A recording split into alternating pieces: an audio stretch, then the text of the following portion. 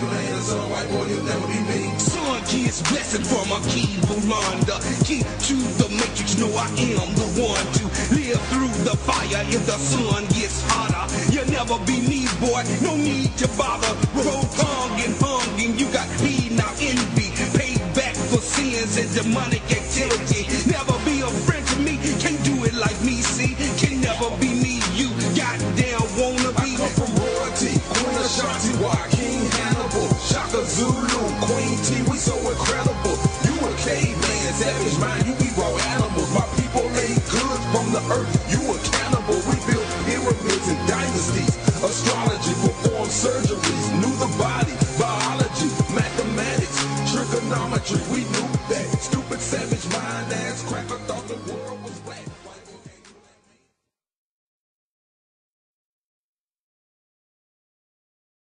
Grandmother, quadroon daughter, octoroon grandson. Now, as you can see in the third generation, or third cross, no trace of native origin is apparent. The continuing infiltration of white blood finally stamps out the black color. The Aboriginal has simply been bred out. Now,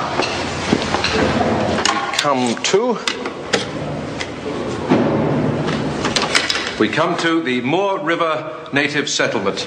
Ladies, most of you are familiar with our work here, the training of domestic servants and farm laborers. I would like to thank you for your continuing support. Hundreds of half-caste children have been gathered up and brought here to be given the benefit of everything our culture has to offer. For if we are to fit and train such children for the future, they cannot be left as they are. And in spite of himself, the native must be helped. Imagine them not being kind enough to drag her out of sight to practice their Satanism. Feel the rage of being forced to watch desecration of the woman who brought you here, who fed you of her own body, who loved your every little bruise to health, your first teacher and final advisor. Imagine having to witness your mother cry and scream in horror and pain as she is sexually tormented in the most sadistic ways the European mind could imagine, over and over again right before your eyes. Go further, my brother. Imagine our queens being returned to their shackles in blood and tears, ashamed, enraged, lost, unable to look up.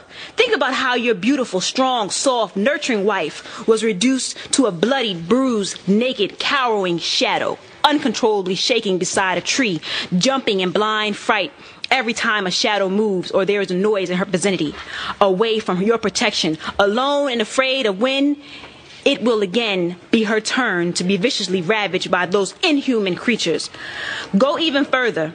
As the pain forces you to suppress those unbearable images of your wife, watch as your mind continues to torture you with the scenes of your 9-year-old daughter, numb with fear from violation. Look into her eyes, terrified, horrified, pleading, consuming your every waking and sleeping moment. Remember how her nakedness exposed you to her profuse bleeding from her anus and vagina, from lacerations and gashes all about her body, physically, spiritually, and psychologically wounded from being raped so many times, and by so many each time, that you knew she would never recover. Lying motionless, mortified, her life force slowly but surely ebbing away into an abyss of irresolvable chaos. Or instead, knowing that European and homosexuality are synonymous, and that this classic perversion is mainly expressed between an adult and a child, imagine your son, barely able to sit, stand, or walk, shaking to the depths of his soul from the shock of having his anus repeatedly ripped apart by the European's most primitive biological weapon. Imagine the depth of your rage. That is taken, brothers and sisters, from chapter 2, pages 8 through 9 of our spiritual book, Kabuka, Remembering the Middle Passage Through the Eyes of Our Ancestors, by Mwalimu K. Bomani Baruti. Black family, race first. Today is September 12, 2010. And we remember our Ma'afa. You are tuned in live to the Children of Southampton radio show on 900 AM WRD. Black family, Sister Nefertari of the Sister Nefertari Mary Moot and Zinga of the Children of Southampton. Brother Nat, I can't hear in my headphones. Something's going on here. It's just FYI. So I just wanted to do that little introduction, Black family. You just got a little taste. We always do a quote here, and that one was a little bit longer than usual, but it's right on point for today's topic at hand.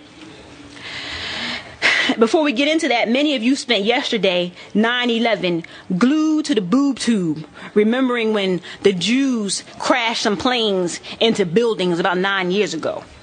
You heard me right. But brother and sister Nefertari, I spent 9/11 remembering the Earth Day of my grandmother, Josephine Johnson, who recently made her transition. My great ancestor who laid down with a great black man by the name of Roger Johnson and gave birth to my mother who laid down with a black father, a black brother, my father, and gave birth to me. And so today I am proud to be an African. I will never forget the Middle Passage, our Ma'afa. Black family, that's how I spent my 9/11. I don't know what y'all was doing, but I know that's how I spent my 9/11, remembering my great ancestors' Earth Day. So I would like to share, we're going to talk a little bit today about voluntary rape. This is the subject of today's topic, and it's a hot one, Black family. We played some clip for you at the very beginning of the show. We played you a little bit of that Brother's Keeper, Like Me. We'll play a whole song for you at another date, at another location, but if you got to get that CD, because he's basically saying, these whites, you ain't never going to be like me. No matter how you dress, no matter how you think you're going to sing, how you think you're going to dance, even if you try to lay down one of us, black brothers or black sisters, whites, you will never be me. That's that title of the Brother's Keeper song, Like Me.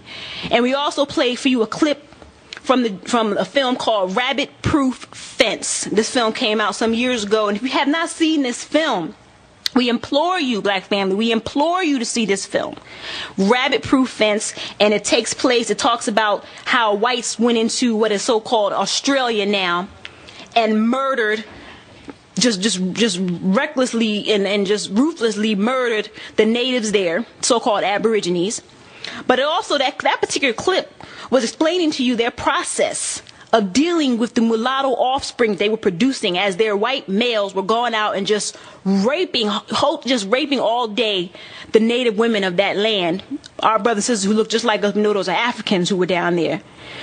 They did the same thing to them that they did to us during the Ma'afa. Raped the women. And it's just a story of the women. But what you heard from that clip was how they had planned on dealing with that rape. This is truth. This is not a fiction. This is a real story. This is truth. They planned on putting this mulatto class that they had created into these special schools because they said that they would not be able to survive or not be able to live if it wasn't for them and for them coming in and stepping in. But the ultimate goal was to breed out the native altogether. That was the ultimate goal of their rape of these people, our brothers and sisters, so-called Aborigines. But you don't have to look far if you live within the African diaspora, if you are in these United States of America, or if you are just across the pond living in Europe or Germany and you're of African descent, because if you're down in the Caribbean and Jamaica, our ancestors went through the same horrific hell, being raped every day. And Brother Mwalimu Baruti tells us from the book Kabuka, again, remembering the Middle Passage through the eyes of our ancestors, he tells us that not only were our ancestors raped on those slave ships, but they were raped from the time they were stolen off of those villages all the way to the walk to those slave ships to the shores. Women, not just women, but children. You heard in the quote I read to you, he talked about what if he was describing to you in that quote. He wants you to, the purpose of this book is to take you back. You read this book and you are being taken back to that time during that Ma'afa and seeing the horror through the eyes of our ancestors. So he's telling you, not only were the women raped, did you have to see your mother, your wife, your daughter being raped, but you also had to see your sons, your baby warriors, the ones who were to be raised up to protect these women and these women. You had to see them be raped as well. And some of them, men, were also raped by whites. And that was just the beginning of the hell. That was during the Ma'afa. Once they got here, black family didn't stop. See, we got to lay this foundation before we get into this conversation of voluntary rape, so-called interracial relationships. That's what we're talking about today. We call it voluntary rape. We want to take you back, black family, to when it was involuntary. Us having relations, these physical relations with whites was involuntary. It was forced upon us. And not only was it forced upon us by the white males, the white females raped us too. Don't get it twisted. They're not going to tell you this in the Black History section of your child's social studies book down at the local public school. They ain't going to do that. They ain't going to tell you about these horrific. You got to do deep research to find this information out. You got to read their sick journals that they kept, their perverted diaries they kept of their sicknesses. You got to read some of their scientists who were studying this stuff to see if we raped this black woman right here today, 9 months later, what will she produce? Let's measure it. Let's test it. This is real, black family. There were sex farms out there. Not just the breeding farms. We know there were breeding farms where they actually took the so-called strongest brother. We learned this down by watching from the Lest We Forget Black Holocaust Slave Museum. We recommend you take your family down there as soon as you can. They're down in the Port Richmond section of Philadelphia. You can look it up on the internet. Lest We Forget Black Holocaust Slave Museum. They have 2 documentaries. They tell us how they had these slave breeding farms. And they would get these, what they call bucks, the strongest male slave that they could, and breed him with what they considered the strongest black female that they could in order to produce an exquisite class of slave. And they would have this buck rape the black female repeatedly over and over and over and over again. And then sometimes he had to even rape his own daughters, his own grandchildren, his own mother, his own grandmother, because they didn't care. It was a business to them. This is the mind. This is the mind of these whites that we want to now lay down with and call ourselves marrying and creating families with. We are out of our African mind because we want to forget what they put our ancestors through. We ain't finished. We ain't gonna stop there. We ain't barely scratched the surface, family. And I know I'm deviating a little bit from our normal track here. Normally we do the announcements in the beginning. We'll do the announcements at the end. You just bear with us. We want to dig into this early on. This is the mind of whites. Not only did they have these breeding farms, they also had sex farms, which we learned from the irritated genie over at War on Horizon, who put together a fantastic piece called The Feminization of the Black Male, one of the most highly controversial but informative pieces ever produced by an African ever. Everybody needs to have that. You can go to waronthehorizon.com and get Effeminization of the Black Male. But in that, he talks about the sex farms or sex plantations where you could go, the whites could go, I should say, and purchase a black female, a black a black grown woman, or a black female child, or a black male, or a black male child for the purposes of sex. This is what not so they can go out there and pick cotton in their farm or their plantation, not so they can go out there and cook and clean in the big house. These particular sex farms, these particular plantations were just designed for whites to go and hand pick a sex toy. Just like they do when they go to these little XXX rated places they have out here where they can go and buy their films and their toys. Well, think about if you can go in there and there were human beings in different rooms, brothers and sisters who look like your mother, your father, who look like your babies. And you can go out there and choose which one you want. That's how whites did. They choose right off the stage there, the little pedestal. Had them dance around. You don't gotta take the irritated genie's word for it. Some of y'all don't believe us black people when we tell y'all nothing. Go get the film Farewell, Uncle Tom. Go get that film made by whites, if it helps you feel better, made by whites, telling you their story. And they show you in that film how they had these sex farms and how they made us dance around. They would come around, open the doors, and you would dance around, and they would choose which one they wanted. And they paid the cost to have this. And they would grease us up and do all these things to make us, quote unquote, attractive. This is real talk. This is real. When we say they raped us night and day, we're not making a joke out of this. We ain't playing with this, black family. This is warfare. When you listen to the Children of Southampton radio show, you better get yourself ready. Because I'm not here to soothe away your doubts and your concerns about whites. I'm here to explain to you what's going on. Number one, what has historically going on with us with whites in terms of our relationship with them, and also what is continuing to go on with us today.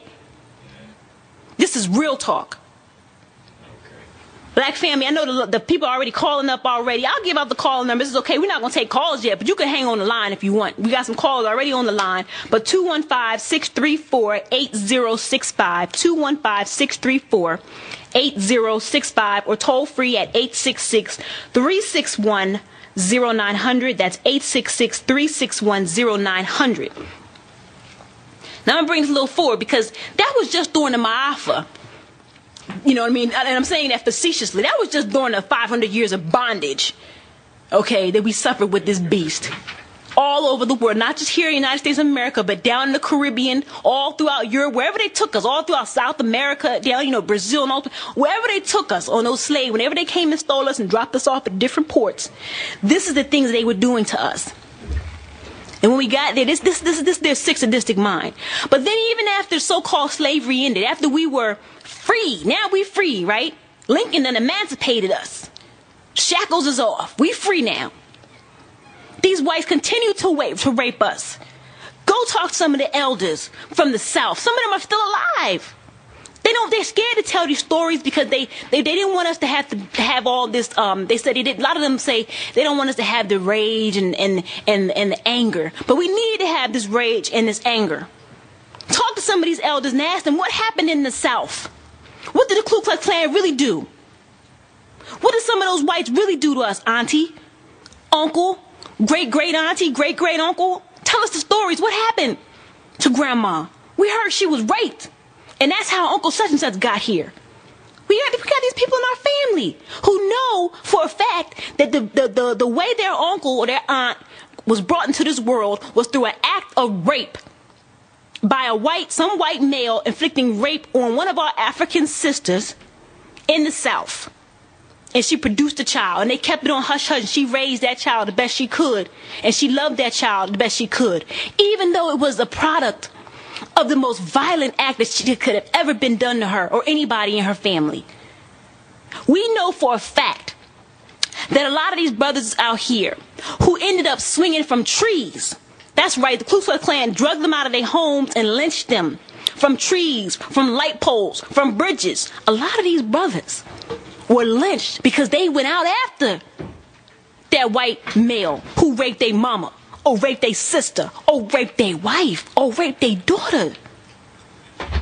And the whites retaliated. We know many stories of whole black families that had to pack up in the middle of the night and leave the South because daddy done gone and blew off one of those whites' heads. He done went off and blew off one of their heads because they raped mama. We gotta go. That's how they ended up in Chicago. That's how they ended up in New York. That's how they ended up in Philadelphia. Everybody didn't come up here for better jobs and better life and better housing, better opportunities. Some people came because they were fleeing from the Ku Klux Klan because they had done killed one of them whites for laying a hand on their family members. This is real talk. And now today, we are confused, black family, and it's not all of our fault. It's not all of our fault. We are confused because whites have decided to put an all-out campaign to complete genocide. See, they tired of us now. They done worked us to death. They done worked our ancestors to the bone, many of them to the death. Built their empires. The very country that we are sitting in right now, this great country, was built on the back of our ancestors. The backs of natives who we don't even see a full-blooded native so-called American walking down the street anymore. You talking about you half Native American. Show me a full-blooded Native American walking down the street. You don't even see an Iroquois or a Cherokee because they slaughtered them, murdered them. But back to us. They have realized that they have sucked every ounce of energy and free labor they could get out of us to build their empires. And now with this onslaught of technology, they don't need us no more, black family. We're just in the way. We're just bottom feeders. So there's got to be a way to get rid of the bottom feeders. So now there's an all-out campaign of genocide. And that genocide is encompassed in so many ways, it would take us the rest of the year and then some to go to list all the ways they're committing genocide against us. We're going to focus on what they're doing, what the subject of tonight's program is, voluntary rape. This particular program of genocide, this particular aspect, this particular weapon that they're using is designed to convince us as Africans that we as the black man and the black woman do not need each other, cannot rely on each other for nothing. And that the only way we'll be happy is if we lay down with one of them. That's just one aspect. So as a result, they're pushing a full-blown propaganda on us. There are reports, there is somewhere upwards of 70% of all the NFL and NBA players are married to white females. Just think about that. I don't follow sports that well. But I know there's a whole lot of NFL teams. I know there's some states got 2 or 3 NFL teams. Don't they? Places like New York, they got the Giants and the Jets. Right? I know that there's a whole slew of NBA teams. You got states like Texas. They got the Dallas Mavericks and the Houston Rockets and the San Antonio Spurs. They got 2 and 3 teams. So I can't begin to tell you how many brothers that equals in terms of all the NBA players and all the NFL players. But it's a lot of them. And you're going to tell me that 70% of them are married to white females. 70% of them lay down every night and let that white devil know he will never fight against racism, white supremacy. You don't got to worry about me. Because I'm going to sit here and I'm going to defend this white female who I'm going to give every dime that I make, I give to her and her family to support her. And when she goes to try to, if I try to go out here like Tiger Woods and sleep with another one, she's going to take me to court and take almost everything. I'm going to have to work the rest of my life, as I'm already doing, but I'm going to have to work the rest of my life supporting her and her new family.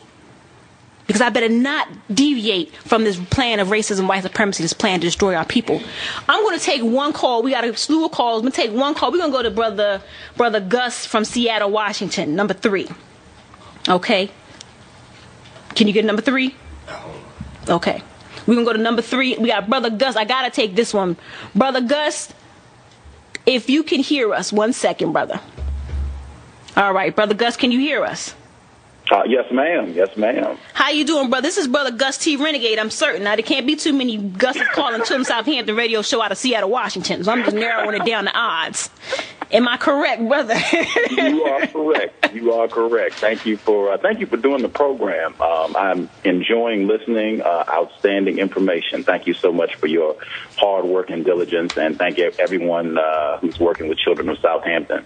Oh, brother, a race first, Asante Sana for that. Thank you, Brother Gus. I have you actually in my notes to mention later on because I was listening over the weekend. I'm announcing it now. I was listening to your healthy black relationships interview that you did this past, yesterday, in fact. I was listening to the rebroadcast of that earlier today as I was getting ready. And thank you for your work, because we need to hear more of that. That's one of the recommendations at the end of this program, is that we tune in. If you can listen, Black Fam, you can get to Blog Talk Radio and search for COWS, C-O-W-S. Search for, and then when you go to COWS Radio Show, look for the Healthy Black Relationships interview that the brother did just yesterday. Fantastic. But Brother Gus, do you have any comments about today's show? Any questions you want to ask us? I support 1,000%. I believe it's totally incorrect for black people to engage in sexual intercourse with white people under a system of racism, white supremacy. I feel, to use Mr. Neely Fuller Jr.'s term, it turns the black person's mind to rot. I have seen this evidenced consistently. We're already confused about what's happening to us on the planet, and engaging in sexual intercourse with white people. It's like a death sentence. It is like a total death sentence. I guess the one question I would ask, the study about the pro athletes, Yes. Where did you get that report from? I'd be interested in checking that out. I will get that information to you offline. Actually, I got that from another fellow Black liberation journalist, Brother Louis Ali. Did that research for us. Brother Louis Ali is out of Baton Rouge, Louisiana, and he had done his own special on this, and he actually did the research for that. And I'll get it back to you, but I want to say it was from a book that he had read, in which it was broken down. But I'm pretty certain it's pretty common knowledge. But I can get the resource for you. Okay, I would really appreciate that, because I know, I'm in total agreement with you on this, and I think we have 99% agreement on our views on racism, white supremacy. And I just had a guest on the show, and he was saying that he's seen statistics like that, where a high number of black athletes are married to white women. And he started digging, and what he found was that a lot of those sports were not true. What he found was that the media, they were skillfully focusing on black athletes who are married to white women. They don't tell you about all the black athletes who are married to black females. And the more I started to dig on it, there were tons of these people are married to black females, but you just never see them. And I think one of the examples they used when Shaquille O'Neal got married, even though he's divorced now, when he got married to a black female. Nobody said anything about it, no reports, you didn't get to see them and all this. When Kobe Bryant got married to somebody who's not black, big to do, all over the news. And, they both played in L.A., both won world titles. Why would that be the case? And he was saying that, he said, just another one of the aspects. You said we could talk about this for the rest of the year and then about the genocide against black people. And I just thought that might be interesting. But I'd love to see the report, though. Oh, brother, I appreciate that, because that goes into what we were just kind of touching on just before we took your call, is the propaganda that they push. So in other words, what we're hearing is we're seeing all these black males with white females, but that's not necessarily the case. That is what the media, again, which is Jewish run, we call small hat controlled, is pushing those particular relationships to the forefront to give the illusion that is the ideal relationship for a black male. That is great, brother, that you said that. What I want to do here, that is perfect timing. I want to play this next clip. Brother Nat, our producer, I'm going to go to number 3. And I want you to listen very closely to this, black family. International singing sensations, hardcore rock stars, Oscar-winning actresses, and superstar professional athletes. Decades ago, they would have been called mulatto, colored, half-breed, and high yellow. These interracial celebrities would have been shunned and considered inferior for their mixed ancestry. They would have lived in a gray area of society, neither white nor black, neither Hispanic nor Asian. Today, their biracial and multiracial status is often proudly stated, if not clearly defined by their skin tone, physical features, and cultural identity. And then right after this plays, not yet. Well, joining us now is Alon Zib, author of the new book titled Breeding Between the Lines, Why Interracial People Are Healthier and More Attractive. Alon, that is a bold, bold statement, my friend. Thank you very much, but it's 100% true and based on scientific research. It is? Explain that. Well, we all know that inbreeding is bad. If you have kids with someone who's too genetically similar to you, they're going to be unattractive, they're going to have all kinds of health problems, so we all know that that's bad. What I'm talking about is just the opposite of that. The more different you and your mate are, the more genetic diversity your kids are going to have, and they're really going to benefit from that. And they're going to be healthier, more attractive, more athletic, more fertile, all kinds of great stuff. Help somebody, show them what it is, let them know.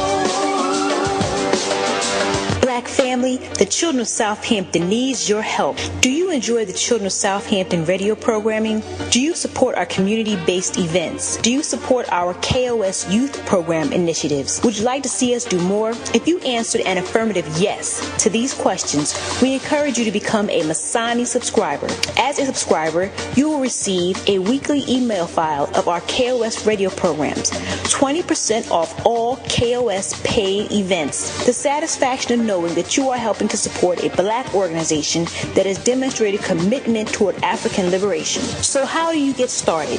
Simply by making a $20 check or money order payable to the Children of Southampton. Then on a monthly basis thereafter, continue to mail your $20 payments to the Children of Southampton, 7715 Crittenden Street, Suite 396, Philadelphia, PA 19118. The information we disseminate via our lectures, radio shows, guests, and classes are critical to regaining our African minds as we push toward our goal of liberating our people globally. So become a Masani subscriber today and support KOS. Call 888-817-3235 for more information. That's 888-817-3235. Help somebody, show them what it is, let them know. Race first, black family, race first. That was just one of our little commercials that we have going now. We want you to become a Masani subscriber and subscribe to the Children of Southampton that's actually like an organizational subscription. It allows you, like we said in the commercial, to get weekly emails of our show, as well as to get discounts on any events that we have. And just a little plug, I want to let you, we're doing a current drive, trying to get people to subscribe. It's only $20 a month. And one of the things we're trying to do right now, between now and October 15th, we're trying to raise $300, black family, so we can take our youth to see Ashwa and Mary Rakwesi in Baltimore on October 16th. Brother Haki Ami, who is no stranger to this show, is going to be presenting Ashwa and Mary Rakwesi, talking about Ethiopia and the Black Lions of Kush. And we are very excited about that. We want to be able to take our young people. This would be the first kind of like field trip, so to speak, that we can take our young people on outside of the city of Philadelphia. So we're trying to raise $300. So we implore upon you to try to help us out if you can by making that donation. You can give us a call if you didn't get all the information in the commercial. Give us a call offline at 215-990-8672, 215-990-8672. We give you more information about that. Also, if you're interested in traveling with us, give us a call. We can possibly do a carpool or caravan or whatever to try to get as many people down there as possible. Stay tuned for more information because we're going to have some commercials about that soon running as well. All right, let's get back into this. Brother Gus gave us that information on the line, and we appreciate that. We thought it was just timely to play that little clip that we played just before our commercial, in which you heard this small hat Zionist Jew, Alon Ziv, who had written a book basically talking about the mulattoes and how they are superior. And the whole idea that they're pushing is that people who come together and produce the mulattoes are doing this great service to us as human beings, because the mulatto class comes out to be much smarter, much prettier, just all around good stuff, I think is what he ended up saying towards the end of it. So again, that would make sense to Brother Gus's comment in terms of they're probably pushing the illusion that the majority of the NBA and NFL players are married to white females, so that it will again push their whole propaganda. Now that came right from their mouths. Again, you can sit here and listen to Sister Nefertari and say, Sister Nefertari, you're a conspiracy theorist, and the Children of Southampton are conspiracy theorists. That came right from their mouths. They were telling you straight up, this is what we trying, this is what we believe in, this is what we pushing. So I don't know how else to get it to you other than, I don't know what some of y'all gonna have to get hit upside the head. I don't know. Maybe you need to trip on a curb. I don't know. Bump your head a little bit. Maybe that'll wake you up. But this is real. This is real. They have a real plan to exterminate us. And I also want to just talk about, I went online. There were several articles out there about interracial couples. I ran into one that said interracial couples find differences foster communication and respect, and went into how there was a recent study. This is just as it was, again, it doesn't say what the study was. There's a recent study that showed 22% of all black newlyweds in 2008 married outside of their race, compared to 9% of black females. And we know this is, and it says the case is the opposite among Asian and Hispanic women, making black women the least likely to marry outside of their race. But we know that's quickly changing. We know that's changing at a feverish pace, because I looked at, and there was another article that talked about, this was like a fashion website, and the title of the article is Vanilla Label, Banana Republic debuts interracial couple in new ad campaign.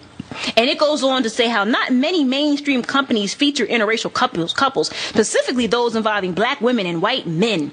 In its latest ad campaign, Banana Republic, best known for promoting a waspy image, features Somalian beauty Yasmin Warzime and a white male model canoodling, whatever that is, in a snowy Central Park. They use these words, man. Let me tell you. Blendy's, Blendy, here we go. Blendy's all about promoting love, and we're going gaga over these stylistic winter wonderland ads. And Blendy is the website's blendy.com for all those who want to find out more about this. So again, they're pushing this on there. It even says now, this is not normal, but they're pushing it. And then the comments, oh, we love interracial couples. It's so beautiful. Here's one. I love it. I love it. I am a white male who dates black women, and it's so nice to see these things like this. This is real.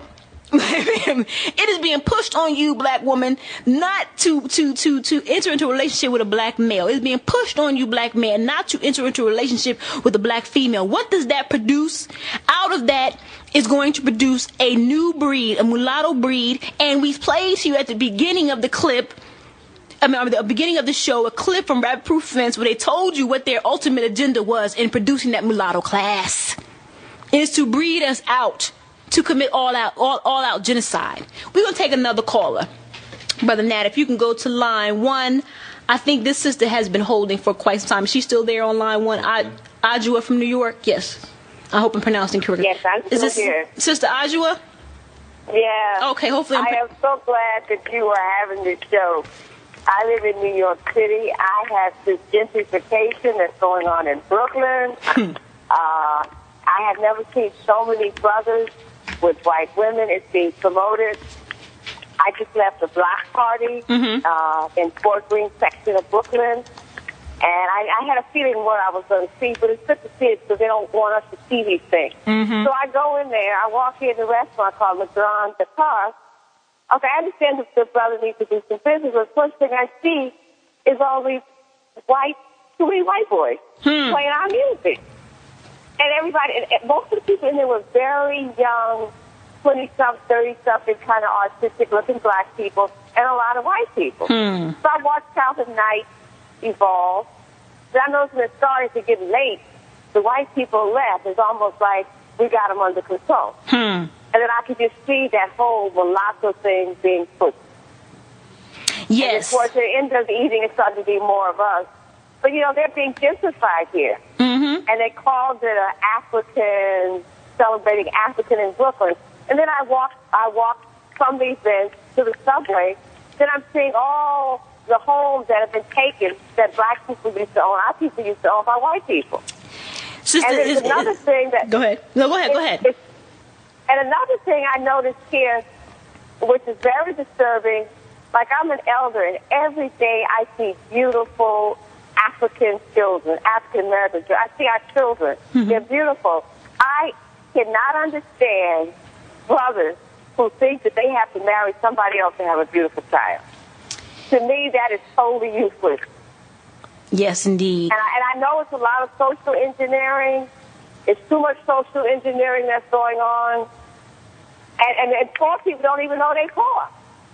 They know they're poor, they're suffering, but they're identifying with somebody else. And then the mulatto class, like when I was growing up, that was all about our people aspiring to be white people. And look at all the sisters, they got them aspiring to be white women. Yeah, so now is the final transition. Now after decades of that happened, it was a whole part of the integration movement. We were fighting just to have we wanted to have equal rights. We wanted to have decent schools and things like that. But we didn't realize when they looked at integration, they looked at that thing, they said, wow, this is a great tool. Integration allowed us to want to become them and to actually assimilate into who they were. So we started with decades of bleaching our skin. Those of us who had a little bit of money go get a nose job. Those of us now, you can for $5 you can go get a pack of weave at any beauty store.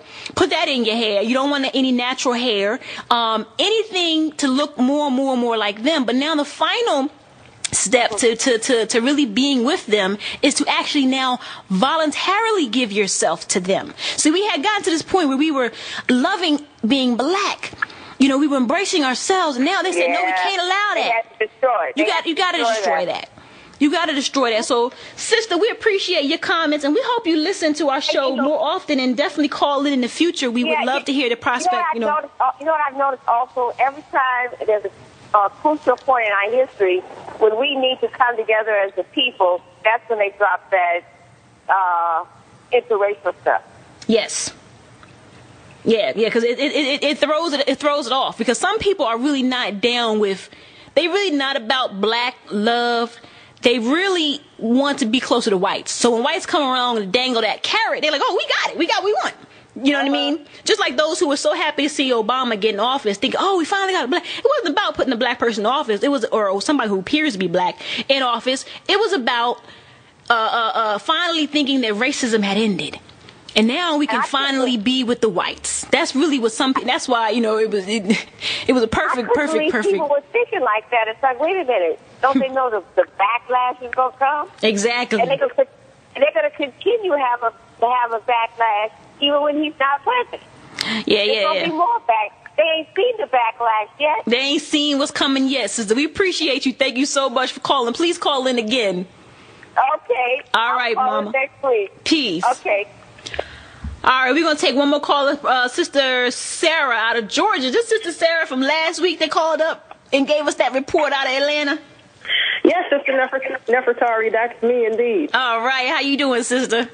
Hey, sister, I'm doing great, and I'm loving the show. I'm love that Brother Gus was able to call in and yes, give indeed. it because I'm 100% with you.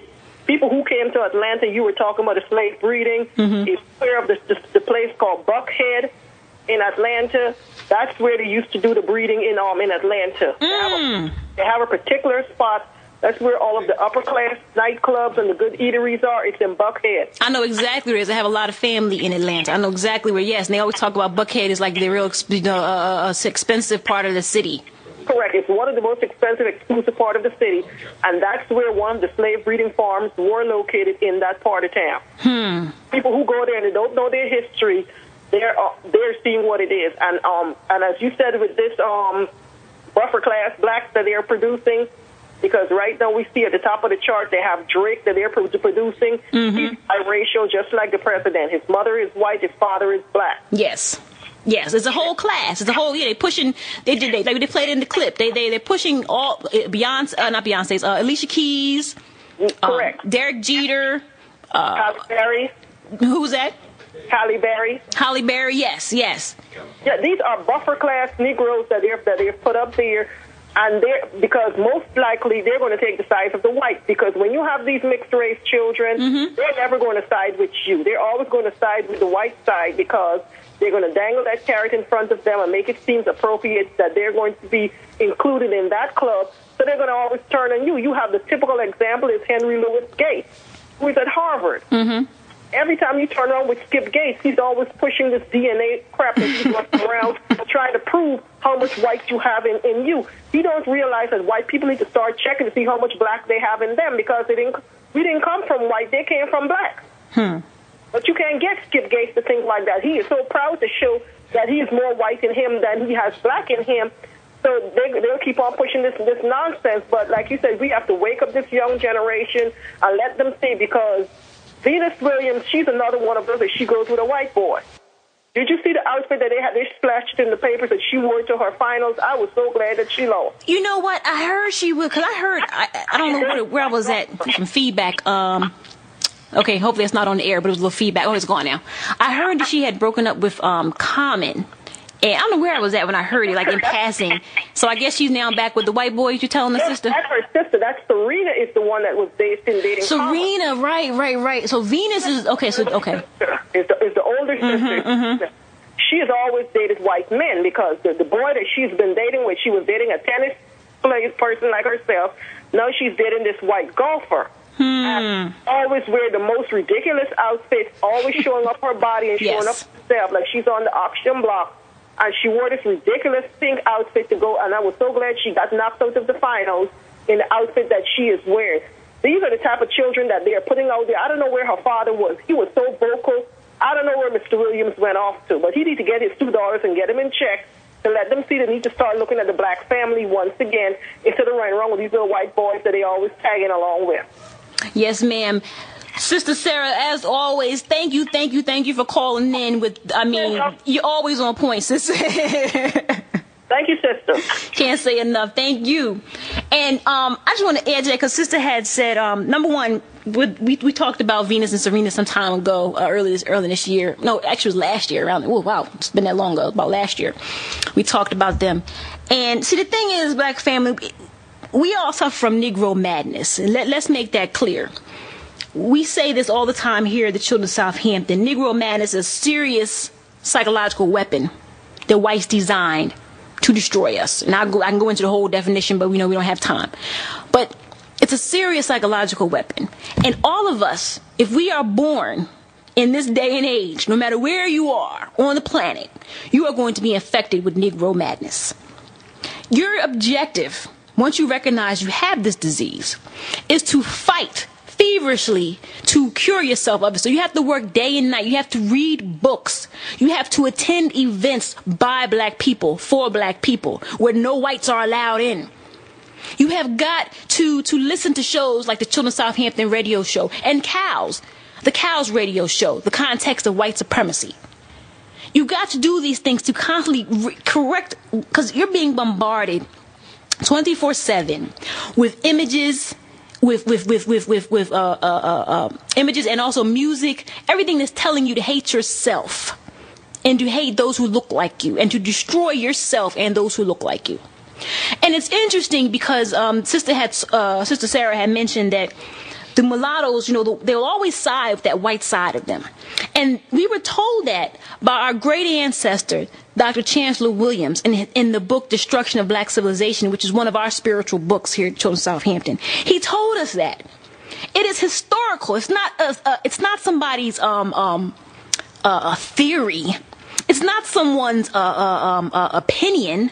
It is hardcore historical fact. Whenever we have had to go toe-to-toe with these whites, the mulattoes have sided with the whites. It's overwhelming majority. Now, have a few of them sided with us? Yes. We're not saying all of them. A few of them have sided with us, but the vast majority has sided with the white side of them. It's a historical fact. There's no need to think that all of a sudden something's going to change. It's a historical fact. There's nothing new under the sun. And when I think about the structure of black civilization, it makes me think about something that was going through my mind over this last week, as they kept talking about this Quran burning that the whites were trying to have down in Florida, this day to burn the Quran, and how an uproar. Have black people talking about this thing. Oh, this is they're going to burn these. It's horrible. You have black people talking about it for days, and I said, what would we do as a nationalist community if whites decided they was going to have a day of burning the destruction of the black civilization? What would we do if they gathered the book? One of our spiritual books, Destruction of Black Civilization, wanted to pile it high down in Malcolm X Park on 52nd Street and decide they wanted to burn Destruction of Black Civilization. Would we be in such an uproar? That's something to think for a later date, but I just want y'all to think about that, because we don't have nothing sacred in our community, and y'all know I'm telling the truth. But yeah, this is deep. We're gonna take a couple. We got calls. I mean, the lines are lit up. Let's go to EB in California. Is this a sister or a brother? I'm sorry. This is Ebby. I'm going to call her 818 from Ebony News Channel. Oh, Sister Ebby, yes. I got your contact information from Brother Gus the other day because I want to interview you, sister. So we're going to get your information. Make sure you call us offline, because sister right here, let me just sit back and let you talk. I just wanted to let the black family know to keep your guard up and be aware of the psychological warfare being used against us in this interracial stuff. The goal is to make it look to you as if everybody's doing it. The goal is to magnify it and make it seem like there's not a black man on the face of the earth that would have a black woman, and as if black women are traitorous and disloyal and we all want white men, and it's simply not the case. But media is powerful. The Jews can make you think that by showing it to you in the media. Now, you played a clip earlier of a Jewish male who was on a show about breeding between the lines, and it enhances and elevates the species. Well, I think we should all recognize that in the state of Israel, where it's a so-called Jewish state, it is against the law for a Jew to marry a non-Jew. And in fact, because they don't want their genes bred out. They want to keep their gene pool consistent and Jewish only. And there was a recent case where an Arab man had sex with a Jewish female in Israel, with an Israeli female. She claims that she didn't know he was Arab, and after she found out, she's suing him for rape, supposedly. But she voluntarily laid down with him, but claimed later she didn't know he was an Arab. Also wanted to put it out there that I was on a dating site. I have noticed it wasn't this way a few months ago. I go back every now and then. Every single page I click is a different ad showing up on the side of white men looking for black women. Aren't you looking for a white man? And it irritates me so much, but it keeps coming up. So a brother emailed me, and I told him what was going on. He said, wow, it's the opposite over here. Every time I click a page, it keeps showing ads of black men and white women. So based on you clicking that you're African American on your profile, you get bombarded with these advertisements. Wow. Jada Pinkett Show Hawthorne. They got her with the white man now. Yes. It's all Lincoln Heights. It's on all of the major television shows, and it's interesting because I wanted to read, and we're running out of time, but I have that book somewhere around here. I brought so many books in here today. The authors of the Trojan Horse, Death of a Dark Nation. In there, they were talking about how, whites were pushing, on television, you always see a black male with a white female. And if he's not dating her, he's saving her, coming to the rescue or something. He's never doing nothing for a black female, how they purposely put that out there. And now you're starting to see the shift to where they just totally jumped over him ever being with a black female. Now they shifted it so that now all the images of a black female is with a white male. Exactly. And so even down to our children, you got your children sitting at home watching Lincoln Heights, and you think this is a positive show, it's on ABC Family. They're being inundated with the idea of dating white males. I watched one episode, I can't remember, there was one episode where it was like 3 or 4 different every black female in the show except for even the wife, the main character was infatuated with her boss who was a white doctor. Even though she was married, she was having these feelings for him. Every black female in the whole episode wanted a white male. I watched the whole thing. And just so you know, she's married to a white male in real life. She was on the Monique show talking about how she supports black love. I had to laugh to myself because she's married to a white male. Wow. Man, Sister Michelle is her name. Sister Ebby, thank you so much for calling in. Please definitely call us. The number is 215, if you get a chance to write it down, 215-990-8672, because I would definitely like to have you on a future broadcast. Because this sister has so much information, she needs at least a whole hour just for her. So. And everybody just Google elimination of the Negro. This plan has been going on for, you can find a 1910 New York Times article stating that this was the intention to eliminate the Negro in this way between black females and white males. Elimination of the Negro. Got it. Right. Thanks, sis. Appreciate you. Thank you. All right. Okay, we're going to take one more call, and I got to take this call. This is one of our frequent callers and supporters, Brother Joe out of Germantown. Brother Joe, I'm sorry to rush you, brother. We're winding down, but I definitely wanted to get you in there. Thanks. I'm going to be quick, Sister Nefertari. How you doing, my sister? I'm doing blacktastic. How about you, brother? I'm doing fine. Sister Nefertari, let me say this to you real quick. I respect the station, and I would never say anything to get the station in trouble, but you said out of your own mouth there, you was right on point. It's amazing how we as black folks, white folk can say whatever they want about us on their station, but you can't even use the word coon on the station now. You can't use the word, call them white folks the C word and all that kind of stuff. But yet on their stations, several years ago, a Jewish talk show host who's a bigot, he died of a massive heart attack, and the creep should have been dead years ago. He called us. He got in a car accident with a sister. This was like about 10 years ago. He called that sister on his station. He called her a black bee not once but 2 days in a row. I complained to the Jewish Defense League, the ADL, local ADL, about that, and they said they was going to look into it. Of course, they didn't do anything. Barry Marshall didn't do anything. But it's amazing how they can say whatever derogatory thing about our people, but you can't even use the word C to describe than them. I mean, I just get so tired of us as a people. We always want to be punked out and scared to stand up like men and women, but they can degrade our people and say all kinds of derogatory things about our people. We can't even call them the C word. And some of these Negroes so full of self-hatred, they don't even want you to call the white man for what he is, which is the devil. They don't want you to call him that. I just get so sick of us being cowards. We wonder why we get no respect around the world. And I'll close with this, Sister Nefertari. All those sisters that called before me, they're absolutely right about how they try to push this integration stuff and everything like that. These half-white people, and they want to push them up as some kind of standards for us to look after and everything like that. So it's always this kind of sickness coming from white folks, and our people, we caught up in this white madness because we want to be just like our slave masters,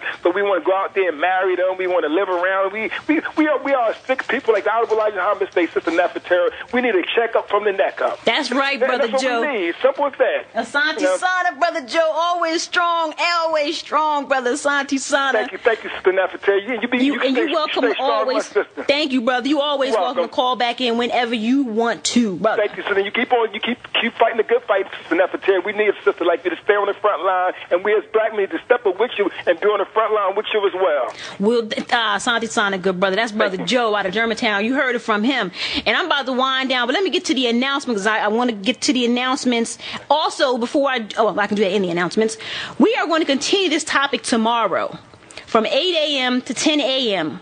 live on a new show that we have been invited to be a part of. It's a new station called The War Horn.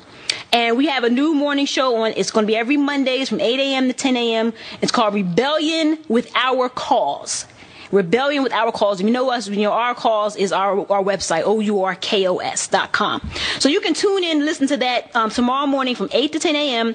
by going to www.live365.com. That's LIVE365.com, and just search for 1555 WTWH. That's 1555 WTWH, and you can listen live to us as we broadcast there. And this is our first time, so we may have a little tech. We'll have to just bear with us. So listen in. We're going to continue this conversation there. Now, also, Sister Nefertari will be presenting Dark Skin versus Light Skin: 500 Years of Self-Hatred in Indianapolis on Saturday, September 25th, 2010. The doors are going to open at 3 p.m.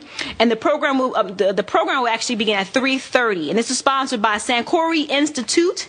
It's going to be at the Crispus Attucks Medical Magnet School in Indianapolis. For more information, we know we got a lot of listeners all over the country who are in that area. You can call 317-501-3833. That's 317-501-3833 for more information. Again, that's Saturday the 25th in Indianapolis, Indiana.